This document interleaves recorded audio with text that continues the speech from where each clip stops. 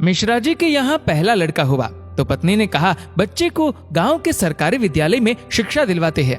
मैं सोच रही हूँ कि सरकारी विद्यालय में शिक्षा देकर उसे अच्छा नागरिक बनाऊंगी। मिश्रा जी ने पत्नी से कहा, अच्छा नागरिक बनाकर इसे भूखा मारना है क्या? मैं इसे बड़ा अफसर बनाऊंगा ताकि जिंदगी में कामयाब बने। मिश्रा जी सरकारी बैंक में मैनेजर के पद पर थे। पत्नी धार्मिक थी और इच्छा थी कि बेटा संस्कारी बने, लेकिन मिश्रा जी नहीं माने। दूसरा लड़का हुआ। पत्नी ने जिद की। मिश्रा जी इस बार भी ना माने। तीसरा लड़का हुआ। पत्नी ने फिर जिद की, लेकिन मिश्रा जी एक ही रट लगाते रहे, कहां से खाएगा, कैसे गुजारा करेगा, और इस बार भी नहीं माने। चौथा लड़का हुआ। इस बार पत्नी की जिद के आगे मिश्रा जी हार गए। अंततः उन्होंने उसे सरकारी विद्यालय में शिक्षा दीक्षा दिलवाने के लिए भेज ही दिया। अब धीरे धीरे समय का चक्र घुमा। अब वो दिन आ गया जब बच्चे अपने पैरों पे मजबूती से खड़े हो गए। पहले तीनों लड़कों ने मेहनत करके सरकारी नौकरियां हासिल कर ली। पहला डॉक्टर, दूसरा बैंक मैनेजर, तीसरा एक गवर्नमेंट कंपनी में ऑफिसर के पद पर जॉब करने लगा। एक दिन की बात है, मिश्रा जी पत्नी से बोले, अरे भाग्यवान, देखा मेरे तीनों होनहार बेटे सरकारी पदों पे लग गए ना, अच्छी कमाई भी कर रहे हैं। तीनों की जिंदगी तो अब सेट हो गई, कोई चिंता नहीं रहेगी अब इन तीनों को। लेकिन अफसोस, मेरा सबसे छोटा बेटा संस्कारी बनकर पास ही के विद्यालय में नौकरी कर गांव में ही खेती को संभाल रहा है। जितना वह 6 महीने में कमाएगा उतना मेरा एक अफसर बेटा 1 महीने में कमा लेगा। अरे भाग्यवान, तुमने अपनी मर्जी करवाकर बड़ी गलती की। तुम्हें भी आज इस पर पश्चाताप होता होगा, मुझे मालूम है, लेकिन तुम बोलती नहीं हो। पत्नी ने कहा, हम में से कोई एक गलत है और इस बात का दूध पानी का पानी हो जाना चाहिए। चलो अब हम परीक्षा ले लेते हैं चारों की, कौन गलत है कौन सही पता चल जाएगा।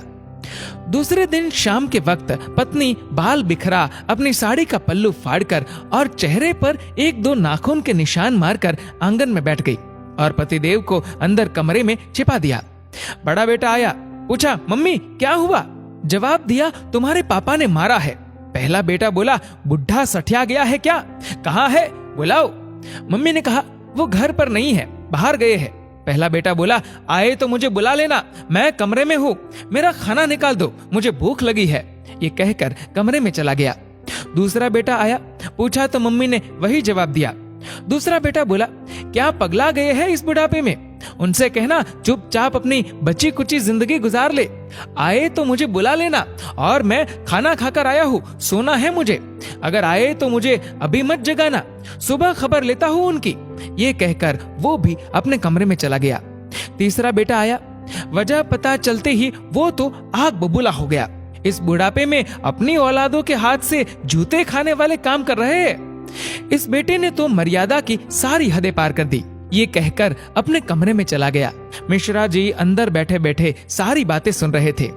ऐसा लग रहा था कि जैसे उनके पैरों के नीचे से जमीन खिसक गई हो और उनके आंसू नहीं रुक रहे थे।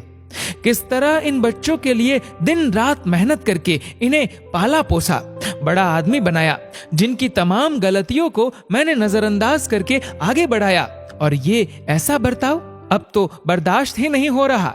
इतने में चौथा बेटा घर में ओम ओम ओम करते हुए अंदर आया। माँ को इस हाल में देखा तो भागते हुए आया। पूछा तो माँ ने अब गंदे गंदे शब्दों में अपने पति को बुरा भला कहा। तो चौथे बेटे ने माँ का हाथ पकड़कर समझाया कि माँ, आप पिताश्री की अर्धांगिनी हो, वो आपके बिना अधूरे है। अगर पिताजी ने आपको कुछ कह दिया तो क्या हुआ? मैंने पिताजी को आज तक आपसे बदतमीजी से बात करते हुए नहीं देखा। वो आपसे हमेशा प्रेम से बातें करते हैं। जिन्होंने इतनी सारी खुशियां दी, आज नाराजगी से पेश आए तो क्या हुआ? हो सकता है आज उनको किसी बात को लेकर चिंता रही हो ना हो माँ, आपसे कहीं गलती जरूर हुई होगी। पिताजी आपका कितना ख्याल रखते हैं, याद है ना आपको? 6 साल पहले जब आपका स्वास्थ्य ठीक नहीं था तो पिताजी ने कितने दिनों तक आपकी सेवा की थी। वही भोजन बनाते थे, घर का सारा काम करते थे, कपड़े धोते थे। तब आपने फोन करके मुझे सूचना दी थी कि मैं संसार की सबसे भाग्यशाली औरत हूँ। तुम्हारे पिताजी मेरा बहुत ख्याल रखते हैं। इतना सुनते ही माँ बेटे को गले लगाकर फफक फफक कर रोने लगी। मिश्रा जी आंखों में आंसू लिए सामने खड़े थे। अब बताइए क्या कहेंगे आप मेरे फैसले पर? पत्नी ने मिश्रा जी से पूछा। मिश्रा जी ने तुरंत अपने बेटे को गले लगा लिया। मिश्रा जी की धर्म पत्नी ने कहा, यह शिक्षा इंग्लिश मीडियम स्कूलों में नहीं दी जाती। ये शिक्षा तो परिवार के व्यवहार व संस्कारों से मिलती है। अब मिश्रा जी को एहसास हुआ, जिन बच्चों पर लाखों खर्च करके डिग्रियां दिलाई वे सब तो नकली निकले। जीवन का अंतिम समय कैसे व्यतीत होगा, इसका फैसला आपका धन नहीं बल्कि आपके द्वारा किए गए व्यवहार और दिए हुए संस्कार तय करेंगे। दोस्तों, इस वीडियो को लेकर आपकी क्या राय है नीचे कमेंट करके जरूर बताएगा। और अगर आपको वीडियो अच्छा लगा हो तो इस वीडियो को लाइक करेगा, शेयर करेगा ज्यादा से ज्यादा लोगों तक। और ऐसे ही और भी इंस्पिरेशनल वीडियोस के लिए सब्सक्राइब करें हमारे यूट्यूब चैनल को और फेसबुक पर फॉलो करें हमारे पेज को। धन्यवाद।